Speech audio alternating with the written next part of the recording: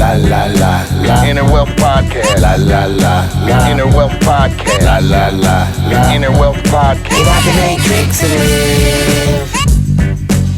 You know what day it is? Inner Wealth Podcast. Meditate and give. So manifest the greater this. And things all good cause I say it is. Invest in your inner wealth.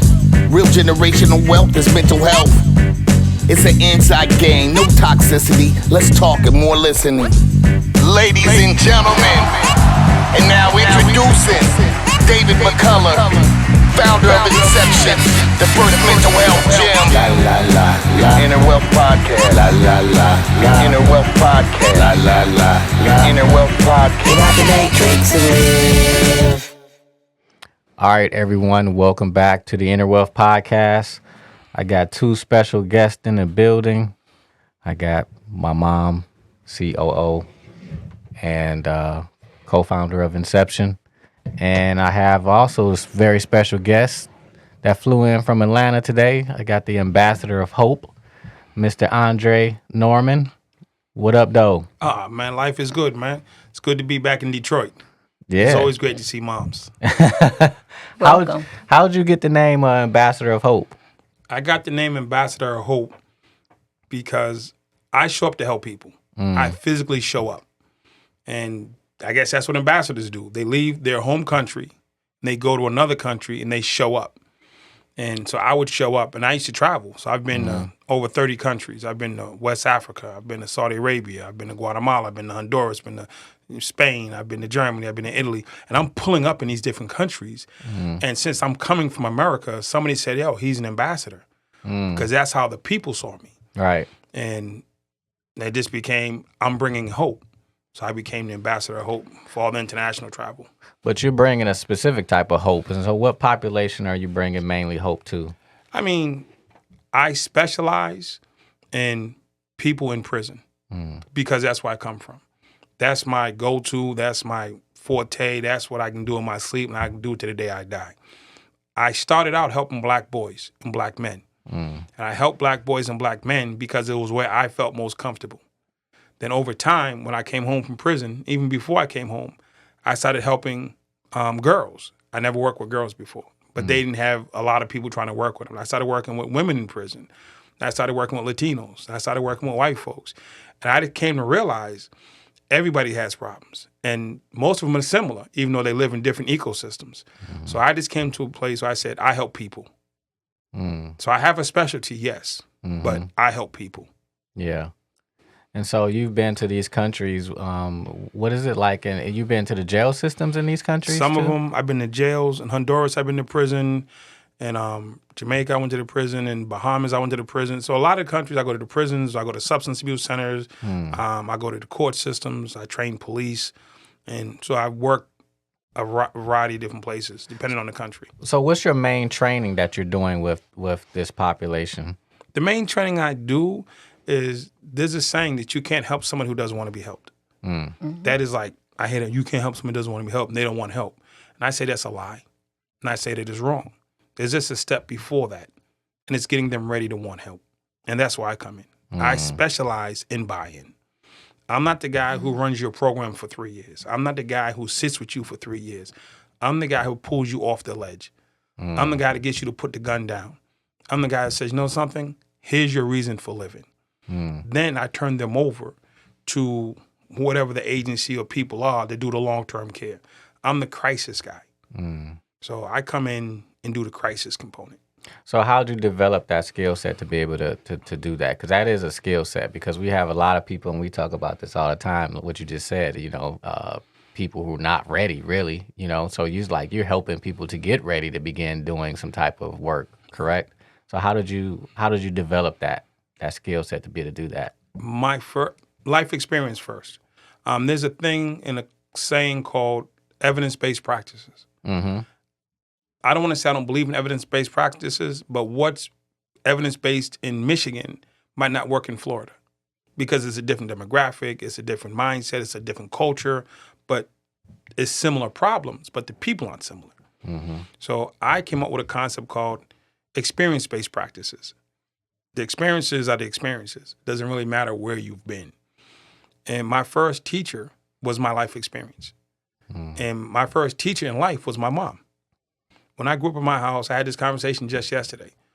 My mom is so intelligent, it's not funny. She's sarcastic, she's funny, she's aggressive, she's assertive, she lists all those things. So I grew up in a house with this woman, and just because I'm in her house, this is what I learned. I thought all adults were like my mom. So when I came out of the house and I met somebody else, my mother would catch me doing something on Monday. It might not say something for a month. The next month, she'd be like, oh, yeah, boy, I let you get away with that last month. You thought because you got away with that last month that you got away with something. Stop it. I'm like, I thought I got away with that. And she played so many mind games that it taught me to play mind games. And I had to think, did I really get away? And how do I really be sure that I really got away? Because she didn't say anything doesn't mean you got away. Right. So I had to learn, did I really get away with it? Which was just mental gymnastics in the house. Extreme mental gymnastics. And mom had mental games, and she came at you every single day in a positive and a loving way, but challenging. You just had to think to be around my mom. My mom doesn't do nitwits. That sounds familiar. You get eaten alive in my house if you're on some dumb status. So Yeah. I have friends who used to come over our house and used to watch us like debate, and they would just stand in the corner and be like, these people are crazy. It was like walking into like a full-fledged college debate on everything. And so I learned a lot. I tell people, I'm my mother reborn. If you've met me, you met my mom. We literally, I used to call him from prison. I might be talking to you on the phone, and we'll call my mom on a three-way. And she would say verbatim some of the things that I said to you 10 minutes prior with no leading. Wow. So I got my gifts and my personality and who I am directly from her. Good, bad, and indifferent. So with that mother and somebody you couldn't get away with stuff, right? You couldn't get away with things. Omnipresent, they call it. How'd you end up in prison with that type of person? My mom had 6 kids at a young age, and we were all like 6 kids in 7 years. And it was a different era.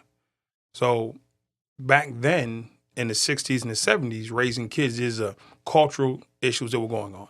So we were in the middle of civil rights. We were in the middle of Black Power movements. We were in the middle of COINTELPRO. We were in the middle of should Black people be people?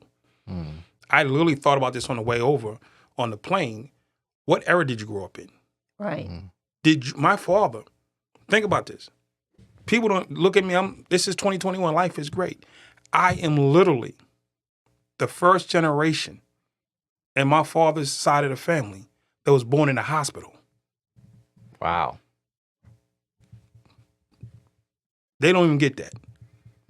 My father was not allowed to be born in a hospital because he was Black. My grandfather definitely wasn't allowed to be born in a hospital. And I am the first generation in my father's history to be born in a hospital. Right. So we're in a better space and place. I agree, but there's a lot of trauma, and that's still happening. Right. So what is it like for you and all your siblings to be born inside of the house because you were Black? Not because you wanted to. You had no option to. So my son is the first generation of like movement. Like you can just go where you want. When I was a kid, you couldn't just go where you wanted. In Boston, there were lines that you couldn't cross, neighborhoods you couldn't go to because you were Black. Is that where you're from originally? Born and raised in Boston. Okay. Now I can Boston accent. I travel a lot. You know what I'm saying? My ex-wife is from New York. She would tell you every time I say a Boston word because she's from New York. Okay. But the thing is, I grew up in the house with my mom. Dad wasn't in the house. And trying to raise 6 kids, 3 jobs. My mom worked hard, and it's just a lot. It's a lot. And she couldn't cover us all. So I was the one who just fell through the cracks. Not fell through the cracks, but it was just tough. And she couldn't cover everything. And then here comes the streets, and here comes the cool stuff, and here comes the girls, and here comes the other stuff. And people with money, kids are doing drugs. People with money, kids aren't going to class. So it wasn't a money thing. It was just a time thing. And then being a kid itself. My son, his mom has a PhD from MIT, a master's from Harvard. Dad's an international speaker, world-renowned crisis manager. My son has cut a class or 2. But the difference is, in a public school setting versus a private school setting where my son is, the results are catastrophic. Right. They can be life or death. So I lived in a situation where she's trying her best, and there wasn't podcasting. There wasn't counseling. There wasn't third-party billing for mental health care. There wasn't after-school programs. Telehealth. The boys club said if you can't pay us $10, you can't get in. There was no sponsorships. There were no violence interrupter programs, or the city care. The police department wasn't doing community policing in the 70s. So there was nothing there for support. Right now, if your kid is going away, there's counselors, there's therapists, there's a lot of avenues you can go to support. Minimally to YouTube. Yeah. Here's some positivity you can see. If you grew up in a negative environment, being your city, not just your household, that's all you see. Now, with the advent of the phone and all this other stuff, you can see positivity. You can see a way out. You can see beyond your current horizon. We saw the end of the street. So now there are supports that didn't exist when I was a kid. Yeah. So when I got off track, all my mother could do was measure me by my report card. When my report card came out, that was an indicator of how good or bad I was doing. Right. So 4 times a year, if we brought it home. Right. We used to conspire. We didn't tell Mom. We used to conspire, man, not to bring the report cards home. Yeah. Because she's so busy doing it, she don't know what report card day is. So all 3 of us messed up. We could be like, yo, we ain't bringing the cards home. You better not bring your card in the house. So it was like, she just was overwhelmed and undersupported. And you got a rambunctious boy who's just inquisitive, who's gonna go. And I'm on the go.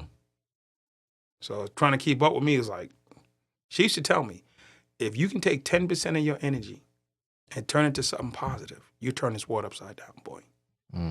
I just didn't understand it. She taught me everything she could teach me. But the one thing she couldn't teach me was to be a man. So when did you learn that? When did that click in for you? It clicked in, I'm sitting in solitary confinement in state prison. I got too much time to count.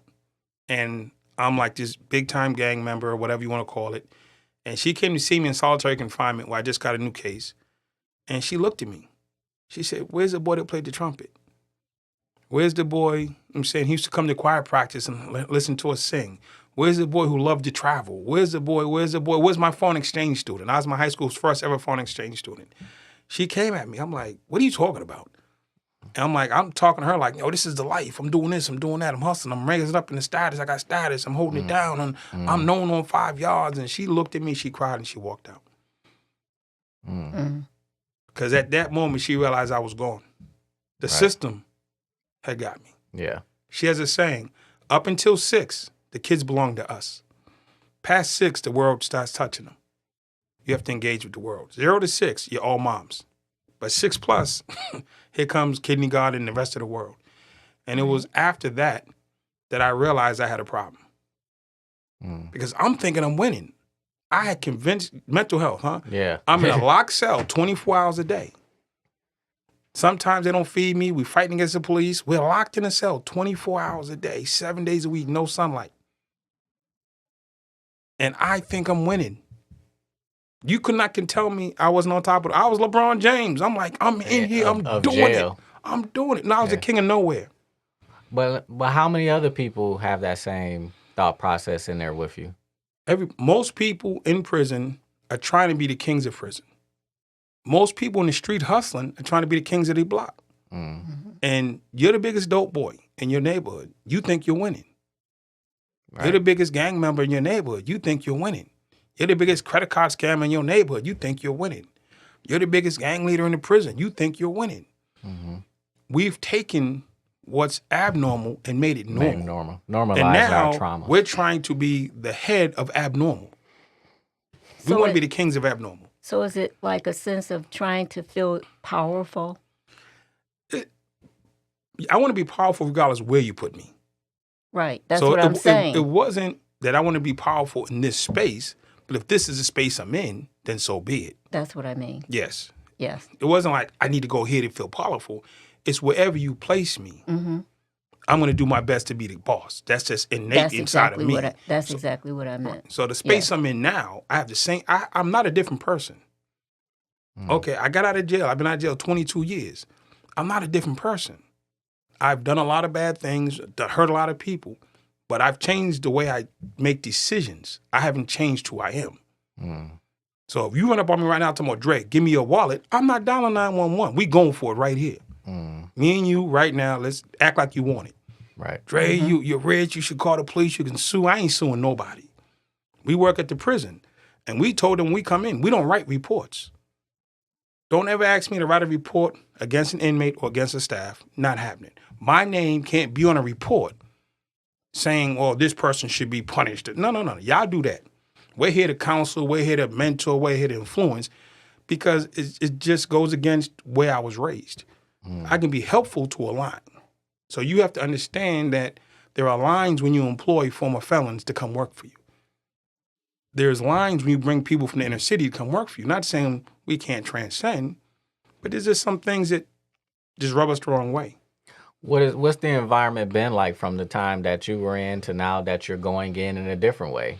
When I went to jail in the early 80s, it was a completely different world in the sense of throughout the 70s, there was a lot of black exploitation. The court system was predominantly an all-white judge, all-white jury, all-white DA, all-white police. That was the norm in many cities. Needless to say, a lot of people didn't get fair shakes when they went to court. It was a good old boys network, and you was on the wrong side of the line. So when you came in, you was at the behest of the people in charge of the courthouse. They did whatever they wanted to do. The clerks, the bailiffs, the stenographer, everybody's on the same team. So if somebody had a thing against you, we need this one. They're going to, you going down. And during the 70s with the Mau Mau's, the Black Panthers, the Nation of Islam, the Black Power movement, as Hoover said, this is a problem. So it was a national problem if you try to lead a black movement. So it was forces or oppression against trying to be black and powerful and lead people. So the court system reflected that. Okay, we have to stop this movement. We have to stop this mindset, and we're going to do it through incarceration. Because they weren't like really shooting and killing us in the street as like right now. Back then, it was just lock them up was the mindset. So prison, 1980, what do you have? You have Vietnam veterans who came home in 68, 69, 70, who are committing crimes, come home heroin addicted or whatever the problem was, ended up in prison. So when I got to prison, a third of the prison is Vietnam vets. Wow. Them dudes ain't playing games. They ain't scared to die. They didn't stack their friends up. They didn't duck firefights. You're dealing with a whole cohort of person who's been beyond traumatized, beyond victimized, and now they're institutionalized. So you got a grown man, veteran of war, 4 or 5 tours, trained to kill, to kill, watch people die. When they say to you, listen, youngin', these are the rules. Guess what? Those are the rules. And they stood on them. They had ethics. They had morality. They had systems. They had respect. They had a chain of command. So we came under them. So we were taught how to do time by people who were war veterans. Fast forward to the 90s, war veterans, they're all old now. You came into jail in the 70s. By 1990, you 20 years in. You old timer. Now you got the young gang guys coming in. Crack era, organizational era, I'm not going to name any names, but they're all coming to jail, and they come to jail with a different mindset. Where when we were coming up in the street, somebody taught you how to commit crime. You didn't just walk out the house and I'm a criminal. Somebody taught me. You were a pickpocket. Somebody taught you. You were a pimp. Somebody taught you. You were a drug dealer. Somebody taught you. Heroin was different than coke. Somebody taught you. I was a stick-up kid. So I can tell you exactly who taught me how to do stick-ups. And they walked me through and took me on like an understudy thing. So now when crack comes out in the late 80s and early 90s, anybody can sell crack. Didn't need any training. Just step outside, hold a rock, and they'll buy it. So you had people who weren't trained. So you have more organized crime versus... It wasn't organized crime, it was trained. Trained crime. Trained. Yeah. You were taught. Yeah. There was a procedure to do a stick-up. It wasn't just running a gun and say, give me your money. There was a way things were done. With crack, there was no way. Just have the crack and then come. So you had a different caliber of criminal now who hadn't been tested, every arrest came with an ass whipping when I was a kid. You just came with it. You got arrested, you were going to get beat. Sometimes they just beat you and let you go. Wow. That was just part of this. Nobody complained. There was nobody to report to. It was a come up. If you got a beat and got dropped off. Well, So police. now, the crack era, you had kids who had no business being in the street, never been taught to be in the street. When they started going to court, going to jail, no conditioning, no training. I was prepared to be in prison, unfortunately. And when I got there, I did well as far as adapting. How were you prepared? When you're a kid in principal's office, juvenile probation, juvenile lockup, county jail, police stations getting you beat down. And by the time you got there, I can start back being on punishment. My mother used to put me on punishment. Yeah. Your nervous system is conditioned to be able to handle Versus that. you're 16, never really been in trouble. Your buddy says, let's go sell some drugs. You come out the house for the first time. You catch a crack case. You've never been on punishment. You never went to juvie. You never really been in trouble. You're just doing it to get money. And they weren't really conditioned for what was coming. Mm-hmm. So the difference in prison in the 80s, we had elders who ruled. It made the COs respected them. We respected them. When the 90s came around, it just became, the youngins came to jail with the mindset of, we don't have a structure. And they instituted no structure. I remember when I first came to jail, there was a concept of fair ones. What's it called? A fair one. If you had a beef with somebody, you shoot a fair one. You shoot around, me and you go fight. But now you're talking about Vietnam veterans shooting a fair one with you. You got grown men who are professional boxers shooting fair ones. These young dudes are used to shooting guns, not shooting their hands. But after a while, they instituted a rule, no fair ones. Fair ones is out. We can't win fair ones. So they changed the rules. You can jump a dude 8 deep. That was against the rules when I came to jail. 8 dudes couldn't beat up one guy. It was just against the rules.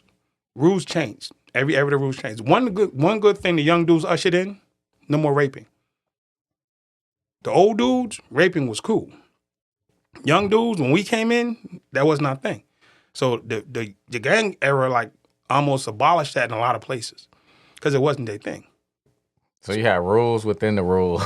Yeah. So, I mean, there was a time where, when they came in, that's one thing I give them credit for. They wiped out a lot of that sexual assault stuff. I'm saying they don't get credit for that or shout out. Because it wasn't, they're in the hustling, they're in the girls, they're in the gang banging or whatever. They weren't in the raping each other. So when they came to jail, that was a no-no. And it was a great thing. It just carried on in a lot of places. So when you saw all of these things and you've seen the transition from one generation to the next, what's your vision for this next generation of how it should be on the inside? The difference, what it should be now is, let's understand. In the 70s and the 80s, it was this place to put people that you didn't want to contend with. In the 90s and the 2000s and beyond, it was a place to put people to make money. How do we derail this next generation? How do we derail this group of people? We incarcerate. So mass incarceration came out like 95. They signed this law, they built a gazillion prisons, and they had to fill them. And who did they fill them with? They filled them with us. Black people. Yeah, they filled them with us all day. So that was the move. Okay, and then I think when Hillary Clinton ran for president, Bill Clinton came out, former president, said, oh, I'm sorry, I didn't know I was going to wipe out a whole generation of people. Oh, I'm sorry, oops. I'm not going to let none of y'all out, but oops. Right. Vote for my wife, but oops. Nah, you can't. Dude, you got people in prison right now. That's based still in on there, law. boss. They're still in there. Weed is now legal. How many brothers in jail doing weed bids? Right. They ain't said, well, we found a way to take your business and make it our business, but we're not going to let you out because we legalized it now. That's crazy. No, I thought they were doing that in some places, letting them out. No places you know of that's doing that? Collectively, somebody needs to say, we locked this entire generation up for selling weed because it was a horrible thing. It was just abomination on society. Now we're going to sell weed as a U.S. government, and it's okay. Yeah. Let's go back and say, okay, if you had a pistol whipping case, you had a kidnapping case, but for all the weed charges, weed only should be eliminated. Now, if you had a robbery case or you had a gun case, handle that. But all the weed charges prior to the new law should just be wiped out. What's the word inside where people knowing that this happening on the outside and knowing what they're in jail for? Is it a sense of anger? It's a sense of distrust of the country. Well, you didn't have it in the begin with, right? Exactly. It just reinforces that I don't trust this country. Right. It reinforces that we don't matter. It reinforces that there's a two-tier system. It reinforces that I'll never get a break here. That if it's good for you, cool. If it's good for me, no. And it doesn't have to be like that. So to sit in jail and you watch people, I had a brother the other day send me a whole list of cases of people who have been charged and sentenced in comparison to a white counterpart for the same exact crime. Yeah. And it's historical fact that if you're black, your sentence is going to be 2-3 times greater. I mean, there's always the one-off. I'm not going to do the one-off like this one case, which is what often done. Across the board, crack laws were created for black people. Yeah. Period. War on drugs was created for us. War on drugs was, but crack laws came after Nixon. The war on drugs was Nixon. That was how do we get black people off the street. Mass incarceration tied into crack laws. There was no mass incarceration in the 70s. That was just population control. How do we just manage this? And how do we have justification to kick in your door to see if you're working against the country? Are you a communist? So the war on drugs was more like war on communism, and they called us communists. Now, the crack laws was like, how do we get rid of these people? How do we get them off the street and disenfranchise them completely? Like you have in some states, if I steal a car and go to jail for 2 months or 6 months, I can never vote again. What does voting and stealing a car have to do with each other? Right. Nothing, except for we don't want you to participate in this electoral process. Because the way they wrote the laws when they first were created, nobody envisioned women voting, poor whites voting, Latinos voting, Asians voting, and definitely not black men. So the one man, one vote is a problem. As the country becomes majority minority, you're going to hit a point where Texas goes blue. If Texas goes blue, there'll probably never be another Republican president. Electoral votes won't allow it. You have to win Texas to win the White House if you're a Republican. You have to win New York if you're a Democrat. Right. In certain states, you have to win. And there's always the swing states, Ohio, Pennsylvania. Florida's a toss-up. Pennsylvania, all those little swing states. And there's some that just red, blue. There's some swing states as they go towards red and blue that if you're on one side, it's a problem. The other side, it's not. So I wanted to go back to the crack issue. So ultimately, who does the crack come from? Crack comes from a few places on the planet. There's a few places on the planet where crack or cocaine is grown. Cocaine is a plant. There's a Colombia, right? I don't want to blame any country. There's a few places on the planet where cocaine is grown as a leaf, and it's converted into paste, then it's converted into what we know as cocaine. Then it's converted again into crack. There's no secret where those places are. There's a few places on the planet where heroin is grown. It comes up as a poppy, they pluck it and they do it and they boom. There's a few places in this country where cotton is grown. You don't have cotton grown in Massachusetts. No cotton grows in New Jersey, New York. We know exactly where cotton is grown. So my point is, crack is coming from outside of the country. a different culture. No, it's not a cultural thing. It's a physical thing. It comes from outside the country. Yeah, but I'm saying that crack comes into our communities. So we have a two-edged sword.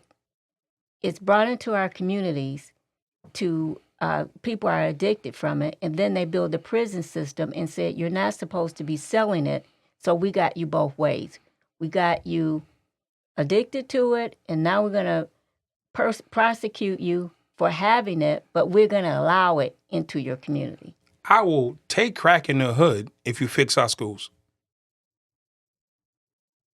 What do you mean by that? If you fix Bring all the crack you want to the hood or to my neighborhood if I have great schools. Because if I have great schools, crack's a non-issue. Majority of our kids. Because you're not hopeless. You have vision. You have purpose. You have destination. You have goals.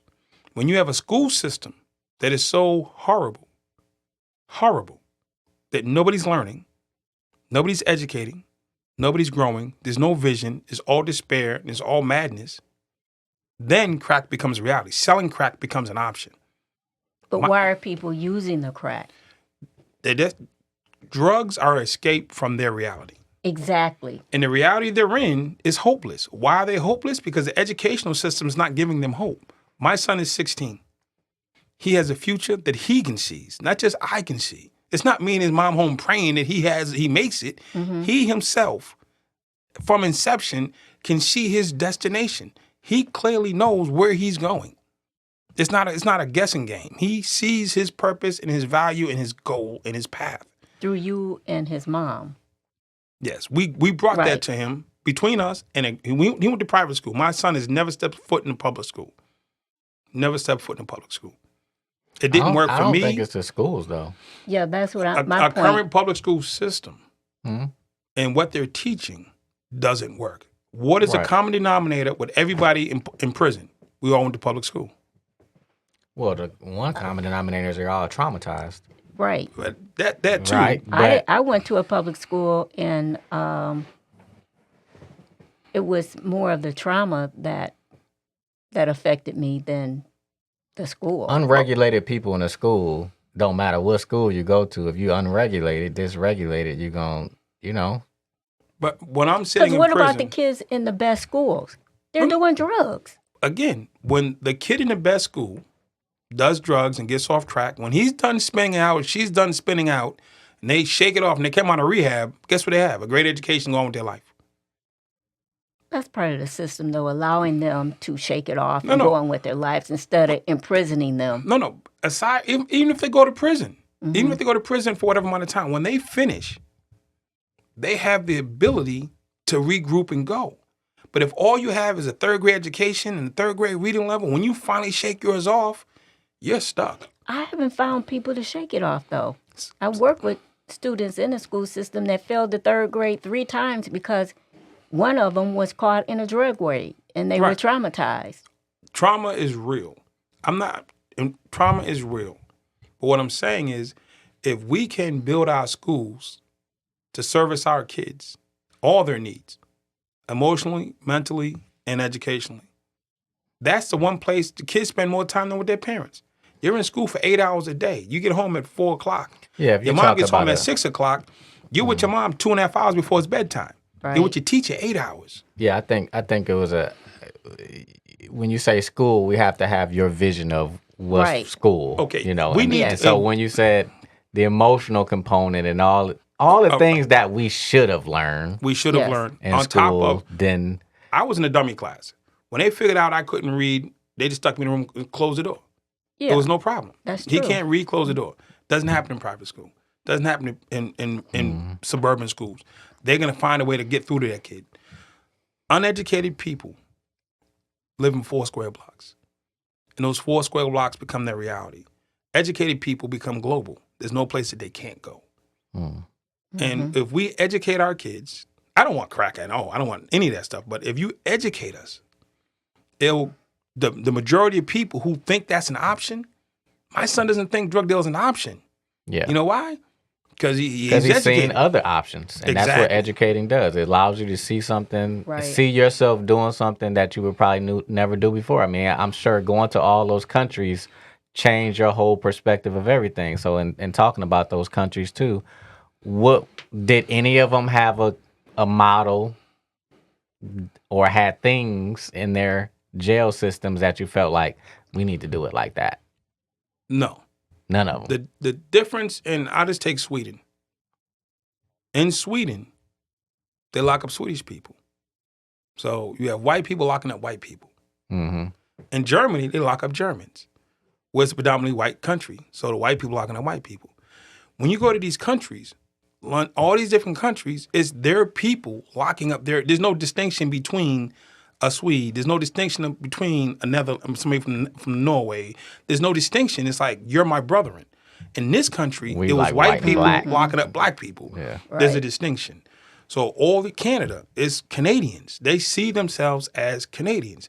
We have the divided country in a sense of we've never healed from the past traumas of this country and the things that we've been through. I've always argued that slavery, as much as I didn't like it, It's happened 10, 30 times before black folks got enslaved. I always had a problem with the treatment of the slaves, the trauma, the brutality, the viciousness. That wasn't necessary to the extreme that it went to. The raping, the killing, the hanging, the torture, that's the part that to me is far beyond explanation. There's been slavery in the world 1,000 years before black folks showed up in America. Mm-hmm. But the treatment that the black folks suffered, to me, is inexcusable. Right. I can understand slavery. I can't understand the treatment that you did to the black American slave. Right. That's where the trauma comes from. Yeah, for sure. And we just been passing it down from generation to generation, a charged up system. But back to your vision of how you see things. I think education makes everything equal. Right. If not better. And what is your education? What's your curriculum? That's the foundation. The education that I believe children, not just black children need. I told you in the beginning, I help people. I'm black all day. And I'm always going to be pro-black, take it to the grave. You know what I'm saying? My mom taught me that. People need therapy, whatever they've been through, good, bad, or indifferent. People need educational systems that actually connect to them. And we need to be taught technology because that's where the world is going. Yeah. I mean, real education will create real change. And in the last 50 years of my life, I was one of the kids on a bus in Boston when they threw rocks at us. When they started integrating the schools in Boston, I was one of the kids on the bus. When a federal judge signed the law saying that we should go to school with white kids, and the white kids and white people protested, they threw rocks at our bus. I was one of the kids on that bus that got stoned and niggas thrown at them and names thrown at them. No federal judge called my house and said, Andre, to make the world a better place, we're going to put you on this bus so you can get rocks thrown at you. No district attorney, no mayor, no senator called me and said, Dre, we're about to make the world a better place, work with us. No. It's just like, we got traumatized, we got stoned, we got whatever we got, and I dare to say the system's not any better. So I went through all that for what? So what are we putting our kids through? And what are we getting on the back end? That is the one thing that we need to look at. You take a city like Philadelphia or New York.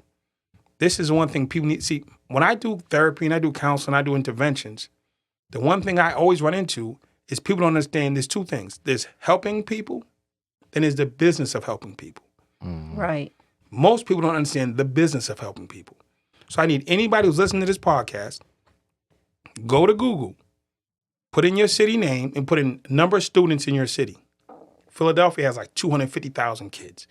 New York probably has like 400,000 kids. Boston probably has like 60, 100,000 kids. Then after you Google how many kids are in your city, then Google average annual cost per kid. It's going to range about $10,000. You multiply $10,000 times the number of kids in your city, and that's the school budget for the year for your city. Hundreds of millions of dollars are currently being poured into the school system and producing nothing. Right. Well, you can talk about that. Well, your school system is more, yours a charter school, so. Yeah, I worked in a charter school, and we did address the social, emotional issues for the children on a regular basis, collectively and individually, and as far as training the teachers about trauma and what that looks like from a student coming in, like from a weekend, of trying to observe their behavior and how to provide some supportive type of intervention, making contact with the student, establishing a rapport with the student, getting to know what their family life was like. For example, if a student didn't do their homework, not just saying, well, you didn't do your homework, you're going to fail or get an F or whatever, having a conversation about how can I help you get this done? Is there anything that you didn't understand? But just providing a number of people in the school system where the students also felt safe with, from the security guard to the lunchroom aide to the cleaning staff. Sometimes the maintenance men or help would pick up a note from a student that was reaching out, may have been a suicidal note or something like that. And we made sure we addressed it. And it came from the top, from the principal down, which I had a very good rapport with the principal, where we would have a student in the office and try to get to the heart of what was troubling them that day. And a lot of times it was because they were having triggers, being triggered throughout the day. Like, for example, a young lady, the teacher who didn't understand what was going on, put her out of class, and she came into the school office, and we talked to her about, well, what was going on that you didn't respond to the teacher. And she said during lunch hour, they were talking about their brothers, and it brought up that my brother was murdered. So at that time in the classroom, when the teacher asked me that question, I had checked out. And so we were able to resolve that situation, take her back to class. And so it was a good solution to that problem. But we dealt with the children from the emotional standpoint of how can we help you. You wouldn't be surprised, but a lot of people would be surprised how much children are being triggered all day long. They may hear a siren outside of their classroom, and they get triggered from that because they hear sirens in their classroom all in their home, from their home, and they get frozen. And so they're not responsive. They're not being insubordinate. They've gone into freeze. Or when someone goes into fight or flight and they get agitated or they get irritated and they start talking really fast, and then, it's what you looking at me like that for? And before you know it, there's a fight. So that type of education, but not only that, but educating the students, we made sure that we educated as many students as we could about what was happening to them in their brain and in their body when they felt these sensations that they wanted to fight, or they wanted to attack, or they felt frustrated, or they felt irritated, and what was going on. And then we will also bring the parents in, and when we sat with a parent at a table, we put the parent at the head of the table to show respect and to say, this is your student. And I made sure I sat next to the parent to say, I'm your support. I work for the school system, but I'm the bridge between you and the school, and I'm going to support you and your students. So when you talk about education, we're definitely not just talking about reading, writing, and arithmetic. We're talking about bringing in elements that are going to support and teach the whole child about himself, the staff, teach them, and the teachers. Definitely. I mean, what I'm looking at right now, we can say the school system is publicly funded, and the school system is collectively an abysmal failure. There's some kids who make it. There's a lot of them don't. The dropout rates in our schools, we don't talk about them anymore. We just accept them. We accept Black death. We accept dropout rates. We accept drug dealing as a way of means of coming up. We just come to a point of saying we halfway give up, but we're not fully giving up. And the truth is, because like I said, I work inside of prisons and I sit with these brothers. I was one of these brothers. We want guidance, direction, and surety. If you can't give me guidance, direction, and surety, I'll make it myself, even if it's the wrong way to do it. So when we go in and we sit with these brothers, 100% responsive. 100% responsive. They're like, okay, show us how to do it. Show us how to do it. What did they show us in the 60s? Try to leave Black people will kill you. That's what they showed us in the 60s. What they showed us in the 70s? Try to leave Black people will lock you up. That's still there. So my mother and father, when I told my father I wanted to go to Harvard University, he was scared for me. My father grew up in a small town in Virginia. Cheryl Jones, Detroit Police. My father grew up in a small town in Virginia. And when I told him I wanted to go to Harvard, he's like, man, that's crazy talk. Man, that's crazy talk. Stop that. I'm like, what's the matter with you? He was like, had my father in 1950 stood up in downtown Petersburg, Virginia, and said he was going to Harvard, they'd have hung him. I'd be an uppity little nigga kid. So he's scared. When I started talking about going to Harvard, he's like, he was scared for my safety. Just based on me wanting to go to a prestigious school, he's like, no, stop that. Come get a job in a factory. Come just get a job. Stop. And that's his life experience / trauma pouring out on me. And now if I was like, followed his advice, I'm moving in fear now. I'm moving in fear. And if I move in fear, people smell fear and now they're going to run over you. But for the first time, I heard my father scared in that conversation. And it made me understand where he came from more. So it's how do you get inside and talk to the people? And right now, like I'm in South Carolina. We've been there for 2.5 years. I had a meeting with the director, Brian Sterling. He controls 19,000 people behind the walls. And I think like 4,000 or 5,000 staff. And he said to me, Andre, this isn't working. What we're getting isn't what we want. How do we make it better? Can you get these people to do and be better? But what does that mean, though? What does that mean? Quantify that, like in terms of like, it's what's not working. At the time when I went to South Carolina, there had been a riot, and 7 brothers were killed during the riot. 30 people were wounded, and it had gotten to the point of that was the worst riot in 25-year history of America.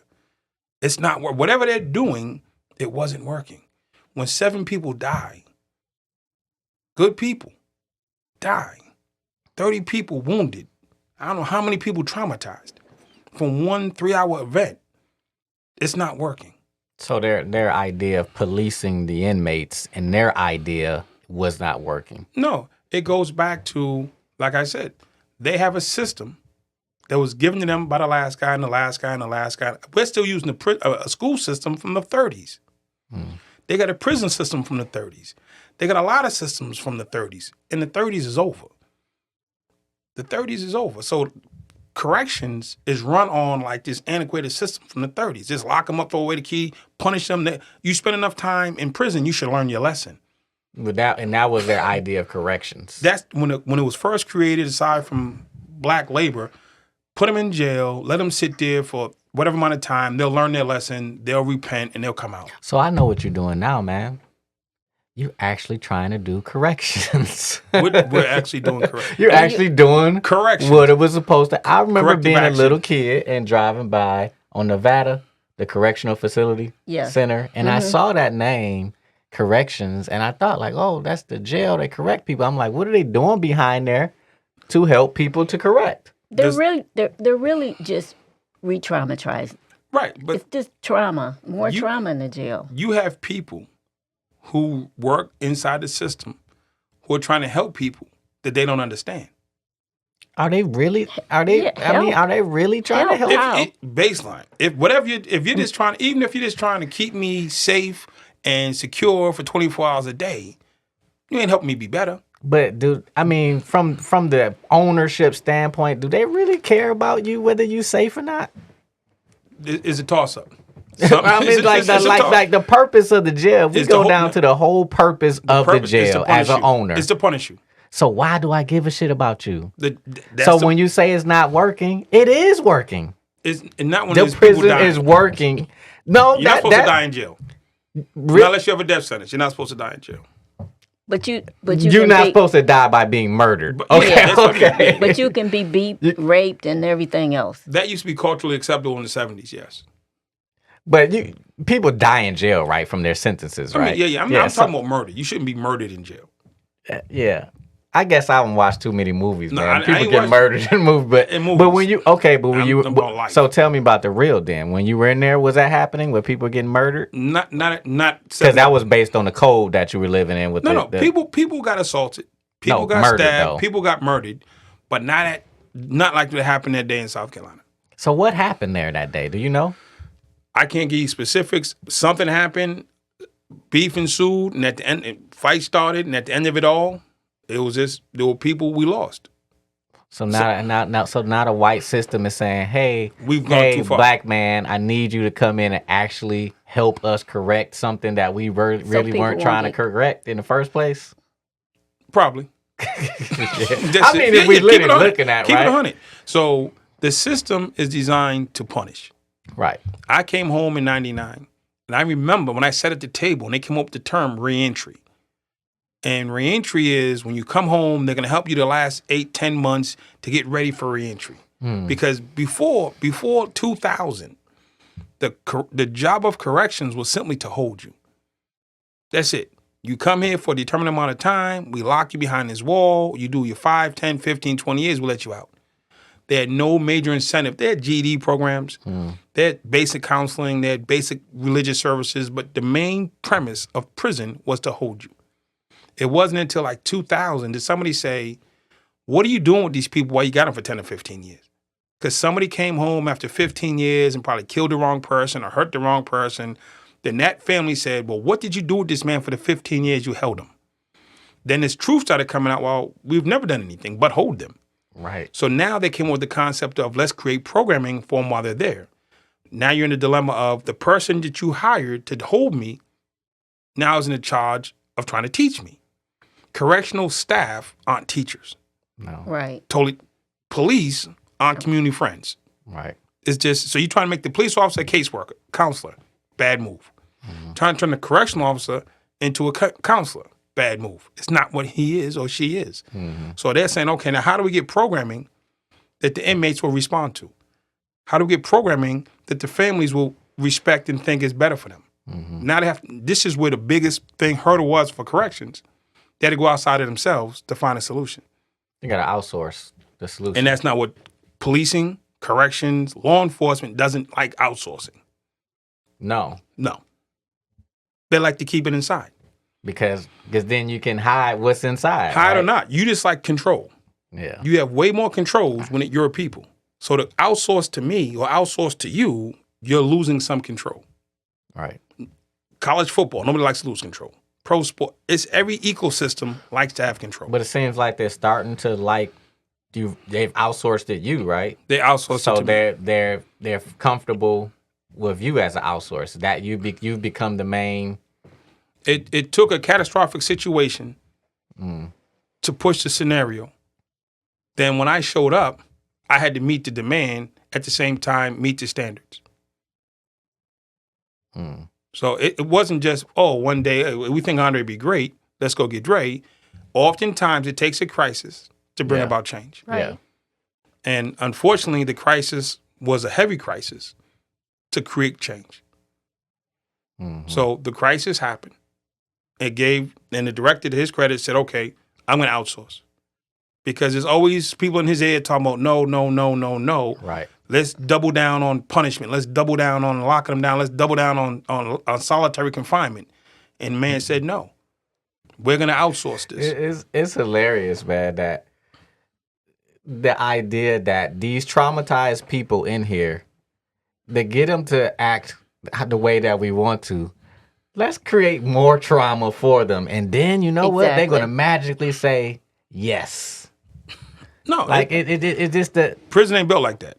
But honestly, that's.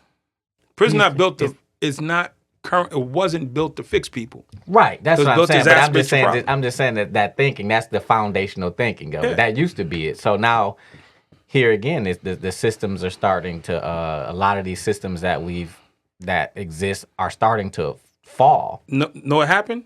The invention of cameras. Oh, 24-hour media. Mm. What happened in prison in 1970 might make the newspaper the next day. There's 30,000 news outlets now. There's people putting up videos now. George Floyd's death in 1970 wouldn't have been national news.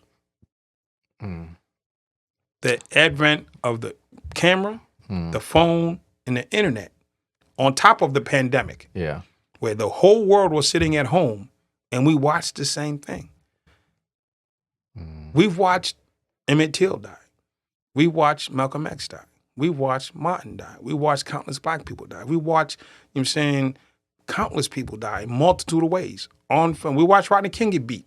We all watched Rodney King get beat. The world watched it. But it was a different mindset at the time. Maybe he was speeding in his Hyundai. Maybe he was trying to resist police. And they all got not guilties. It's not like it hasn't happened. Right. Yeah, it always existed. But what's happening now is the world can watch. And the world can not just watch, And the respond. world can share. Because world. I just saw a meme of in Rikers where it was a bunch of people all huddled up because the conditions there aren't well, whatever. And I'm like, I'm seeing that as a meme now. You know, I'm starting to see memes and videos of prison fights and stuff like that just go through social. You know, go Definitely. through our pages. So it's a lot different. Same thing with George Floyd. I mean, that was an outrage because, yeah, the news can show it once, but now I take that and Gone. we keep sharing that and sharing that and sharing that. It's like, we couldn't retweet Rodney King. No. We couldn't retweet it. Right. We watched it when they showed it to us. When they stopped showing it to us, we stopped seeing it. Yeah. And Malice Green didn't even get any. I mean, I'm in middle school, know about Malice Green. You know about Malice Green, right? Help me, educate. Malice Green, he was Rodney King, Detroit, but he was killed. He was beaten to death. By Right? the On police video? By the officers. police. On video? I don't remember if I they don't had believe- video at that time, but it was a big thing, you know. No video. I He mean, died. I don't think it was video. Yeah. without video, it becomes a toss-up. And the house always wins the push. I play cards at the casino. Yeah. If you're tired, the house wins. Yeah. And if you don't have video, we've had the brother in South Carolina that got shot in the back. Oh, what was his name? Aubrey. Shot in the back, clearly running away from a traffic stop, not a bank heist. I'm saying not a potential robbery, not a traffic stop for a taillight or something. Not guilty. Yeah.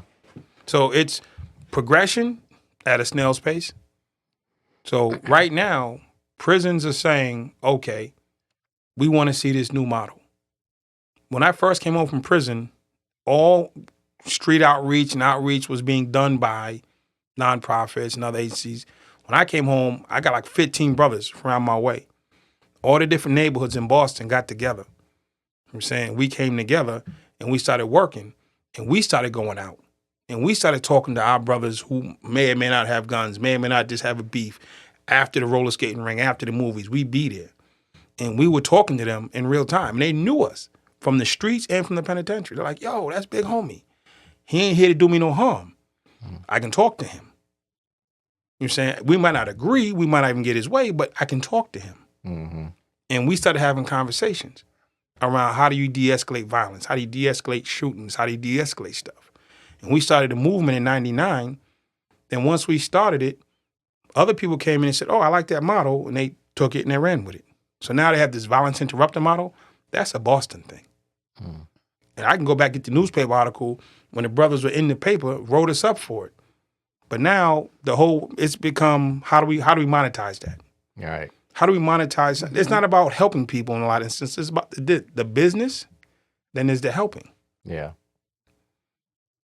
We're into the helping, back-ended with the business. A lot of people in the front-end business, back-end helping. Well, that's like our business model. I mean, we're a business, but I don't feel like a business. You know, this is about me in the beginning. It's about helping me. And then it's about helping other people. So when people come in, they're like, you know, I'm like, this is my house. I'm my first client. Yeah, I am my first client. Yeah. Right, of course. Yeah, this is my house here. Here are my toys, and my people gonna show you how to use it. You know, The same thing. This is what worked for me. I was a guy locked up, disgruntled, traumatized, out of sorts, not in touch with himself. And these are the things that I did to turn my life around. And brothers are saying, Dre, give me the steps. Give me the steps. So yeah, talk more about the responses of you going in and doing what you do. What are you know, in terms of one, the people who are going to stay in there, and then the people who they're in there but they're going to get released, and what they've learned from you, like What they've learned, it hasn't been just me, first off. I'm saying we go in, we have a representation. So I got a young dude named Fever, straight dude out the block of Boston, solid dude. He's from the gang era.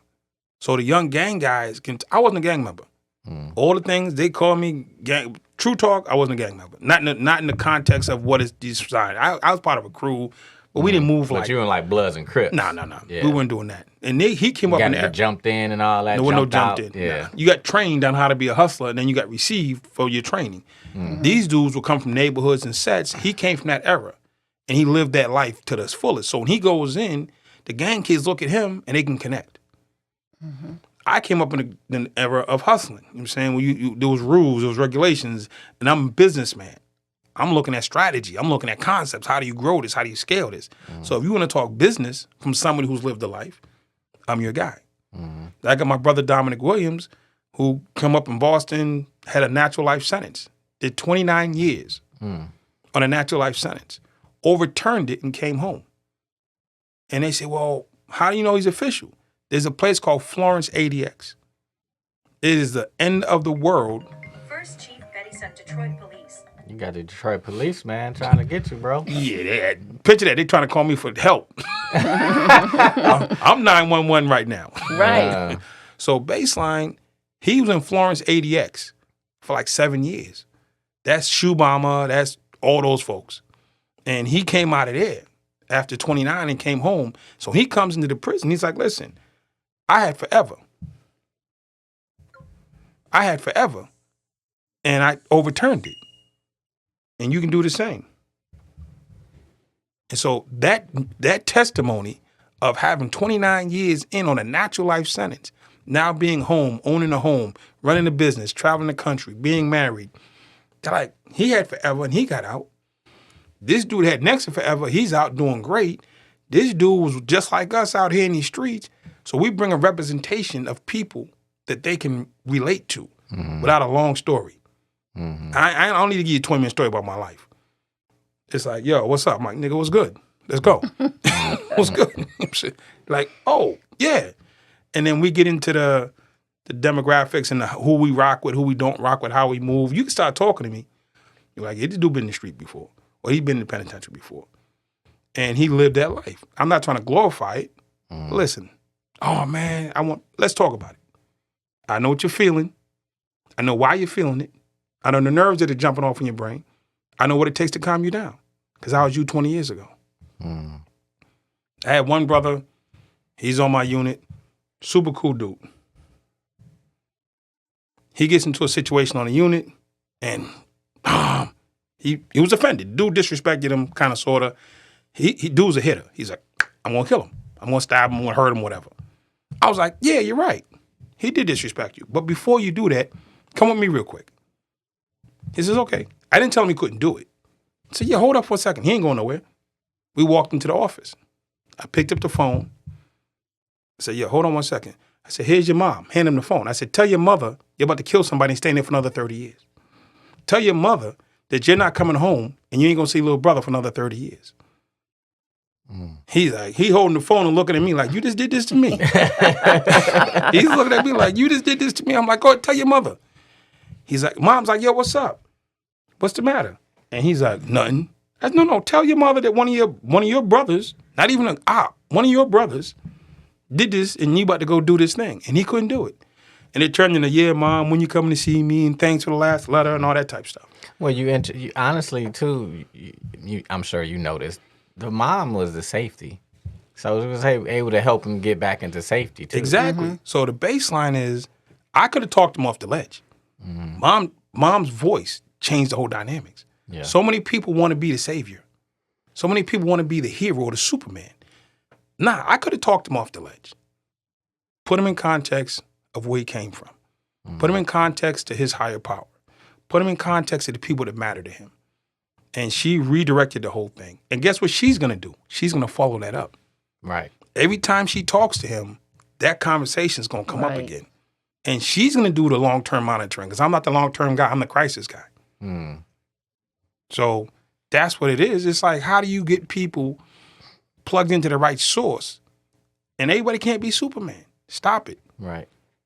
So when I'm in there, it's real time. What works in real time? You know what I'm saying? How do you, just us being a regular prison counselor wouldn't have done that. Because you know something? He wouldn't have known the mother. We leave the prison. I took his mother to coffee probably 3 months prior. Most of the guys in my program, I go visit their families, grandmom, dads, kids, everybody. Dad's in hospital, I'm pulling up. Yeah. Grandma got COVID, I'm dropping off groceries. Kid's birthday, we're going to Chuck E. Cheese. So I'm building relationships because Right. my goal is to increase your ecosystem. Mm-hmm. Prison is designed to disconnect. My job is to reconnect. And then when time comes, let your family rule over you, speak into you. This isn't about me being the Black Moses. Right. I think that's powerful though. You know, to reconnecting, because that's true. You are very disconnected and you're very isolated. Definitely. I mean, they separate you from the thing that created you, your mom. Yeah, and they put My you mother had behind to sign papers to come see me. Do they I- still have that plexiglass though? Where is that still like that? Or is it more like table to table? Is it different from place to now place? they have video visits. What? Oh, Yeah. Wow. FaceTime mom. For some people it's good because mom lives so far away. And for some people it's bad because mom can physically come see me. So it's not one or the other. It depends on the facility.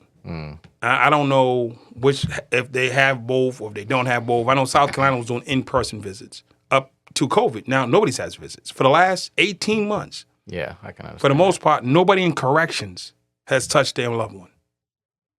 For 18 months, if not going on, March will be 2 years.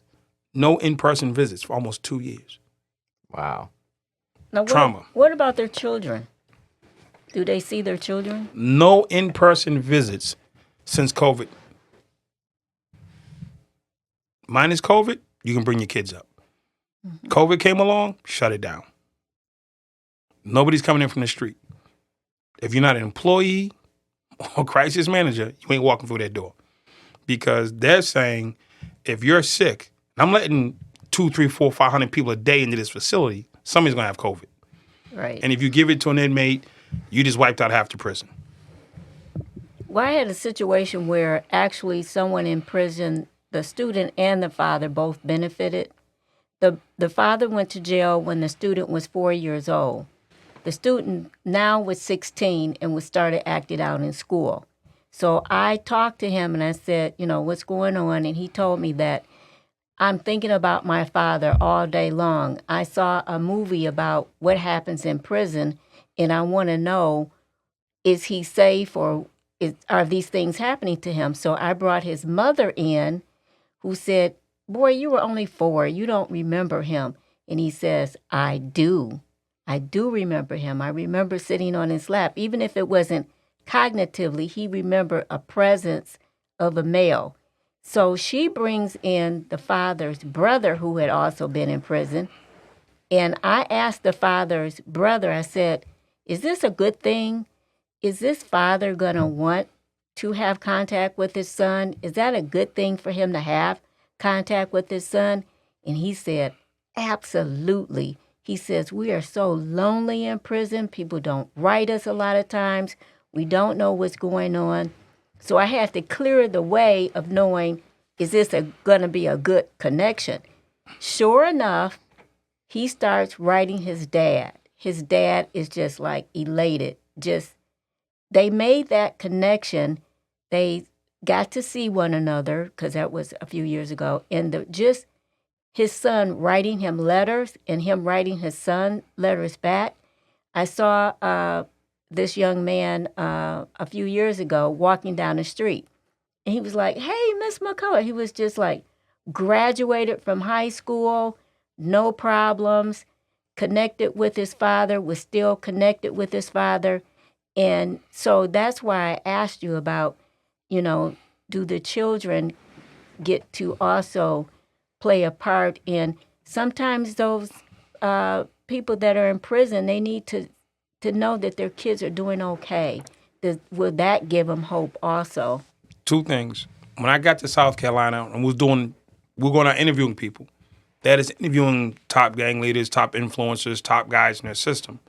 There was one guy they had, he wasn't a death row prisoner, but he was housed on death row because they couldn't put him anyplace else for whatever reason. They put him on death row.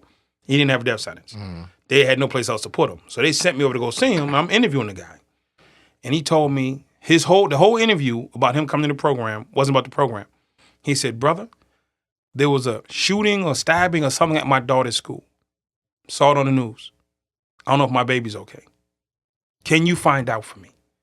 The entire 30 minutes we sat with this man, all he wanted to know is, can we call somebody to find out if his kids were hurt? That's all he cared about. Organization, money, hustle, name, rep meant nothing. Can you find out if my babies are okay? Was the entire 30-minute conversation. Then we went and found out, came back and said, yo, your babies are okay.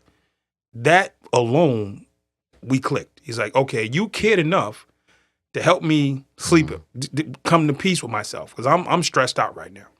Now, all my life choices have put me in a situation where I don't have access to information about my kids. And now there's a crisis. I don't have access to information. I'm stressed out now. And we were able to relieve his stress just by finding out that his kids were safe and relaying that information in real time. The country of the Bahamas brought me in years ago. They have a problem because the Bahamas isn't like America. They don't have limited space. And they're locking up all these juveniles, and Her Majesty's prison's filling up. It used to be 500, then 1,000. Now they're up to 2,000 people. They were. Wow. And they see the numbers going up. The numbers are dramatically going up. And they're like, how do we fix this? Well, if you want to fix a problem, you call Andre Norman. I come in, they said, design it. I go around the country. I go around, go to the prison, go to the juvie centers. I go to the neighborhoods. I said, okay, we need this building. It was about 5 miles from the prison. We're going to design the school this way. These are classes. We're throwing out science. We're throwing out religious studies. There was like 4 or 5 courses I'm just eliminating. I said, if we lose a scientist, but we save 20 people, I'm cool with that. Your attempt to get one scientist, we're losing 21 people. So let's just take it for granted. These kids won't be our scientists, but they'll be functional and they'll be great. So we had to go in and change the curriculum. These are my proposals. Then the last thing I came up with was the men in the prison, give me the kids of the men in the prison. And then we're going to go to the prison, and every day we're going to put the dads on the bus. We're going to drive them over to the school. And guess who's going to be the hallway monitor? Dad. Guess who's going to be the chaperones? Dad. So imagine you're sitting in class like me. You start cutting up in the room, acting a fool. The teacher's like, sit down. Or me and you get in a fight. Fight breaks out. You hit the button. You call the office. Who runs down the hallway? School security and the principal and the guidance counselor.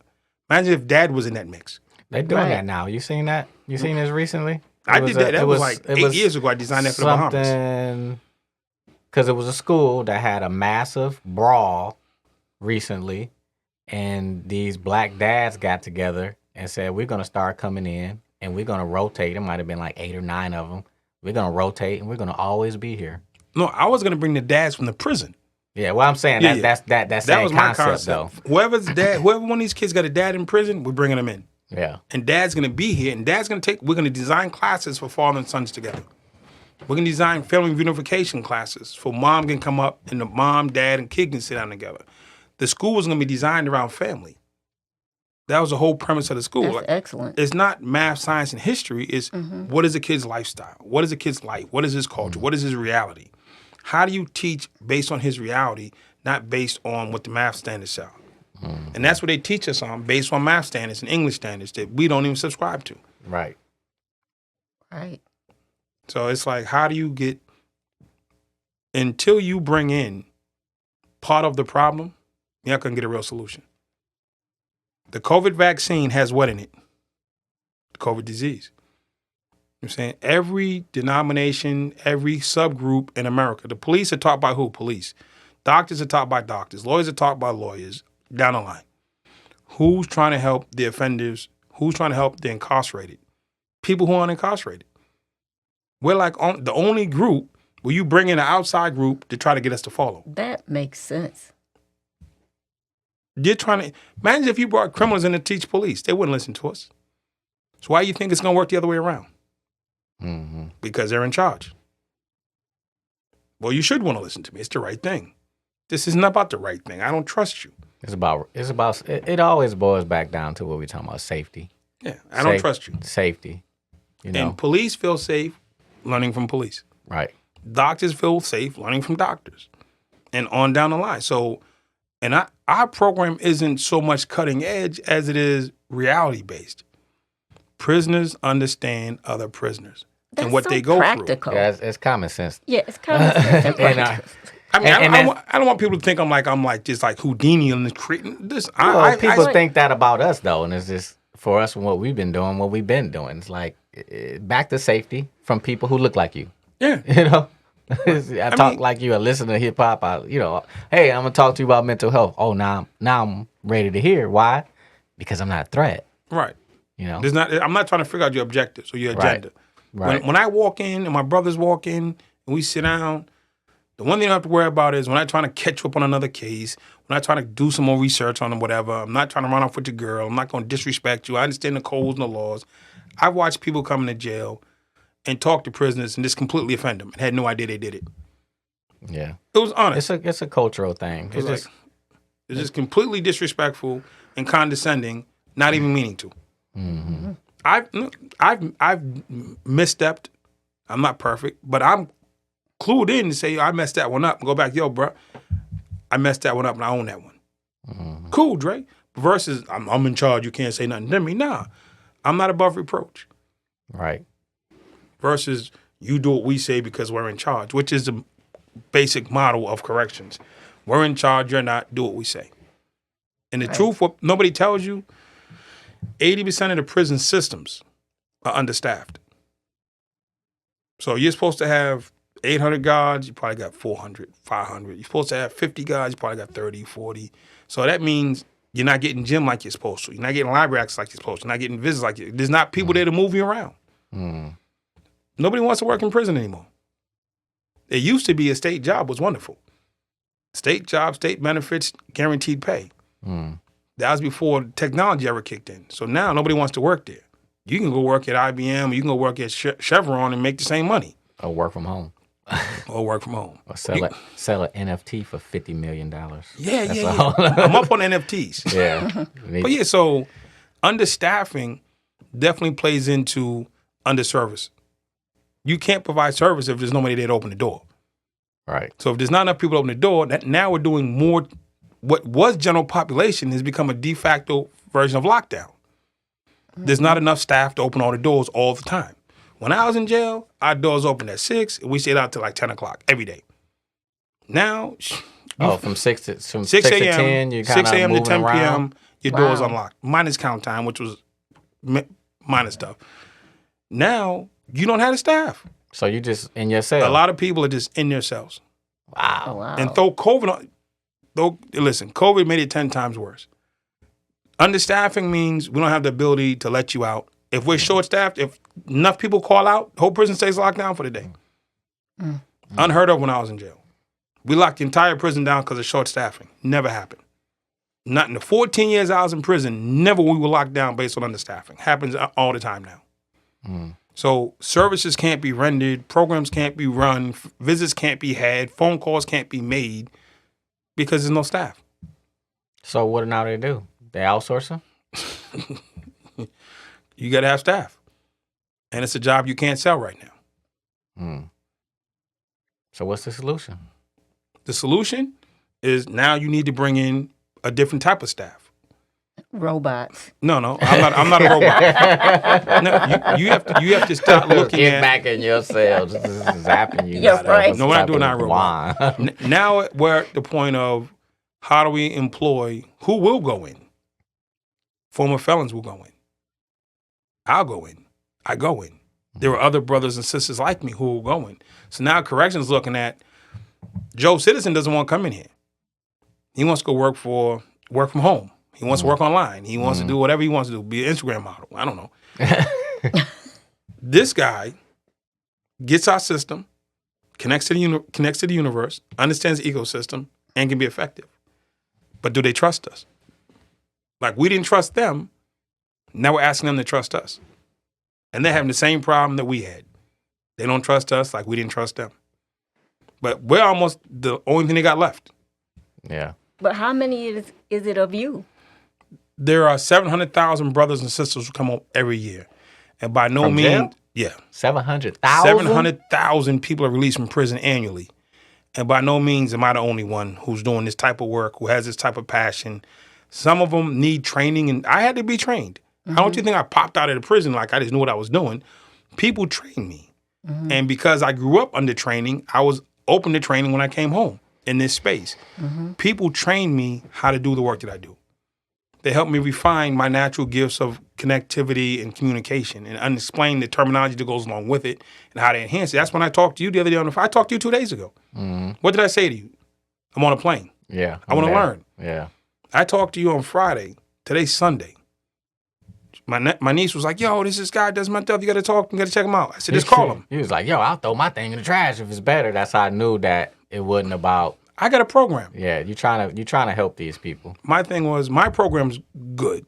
And I told you on the phone, if your program's better, I'll trash mine. And I'll go with yours. I'm not the one that needed services. Right. It's always different when it's your people that needed services versus somebody else's people. Well, these are my people that needed services. So if your program is better, I told you, I will use yours and throw mine in the trash. Whatever gives them best service is the thing. Right. And it's that simple. It's really that simple. I got a contract in Ohio to do services. The population is like 90% white. But they hired me to come in here and do this. So you know what I did? I found a white guy from Ohio and gave him the contract. I said, dude. Because they needed people to look like them. They needed someone to look like them. And he was like, you're going to give me that? I'm like, yeah, you do this because they're going to get better service from you. I'm a great speaker. I'm a great story. I'm a great testimony. I'm a great whatever, but I'm not white. Right. And those folks would benefit from seeing a white guy with maybe lesser achievements, but greater passion. His passion is not to be matched. He might not have worked at the White House. He might not have worked at Harvard, but you don't have to. It doesn't matter. It's not a competition. Who's going to show up that they can trust, that they can believe in, that they can follow? They're going to follow him a lot faster and a lot deeper than they will me. So I took the contract. I could be like, yo, that's my money. We even give away the contract. I'm like, yo, dude, you take this. I called the director. I said, I'm sending the guy over. He's going to be the guy that's going to do this. And I told him, yo, you can have this contract because it's about the people. It's not about the money. Yeah. It's about the people and it's not about the money. And that's what really Inner Wealth is about, being about the people and doing the right thing. Till next time, guys. I think we went over it. La, la, la. You've been listening to the Inner Wealth Podcast on EYL. Get out the matrix and live. Theme song produced by Be Ready for West Coast Creations. I am Raz Cass, reminding you to take action, be proactive, be congruent, get out of the matrix, get your mind right. We've automated mental health at inception. Join the movement.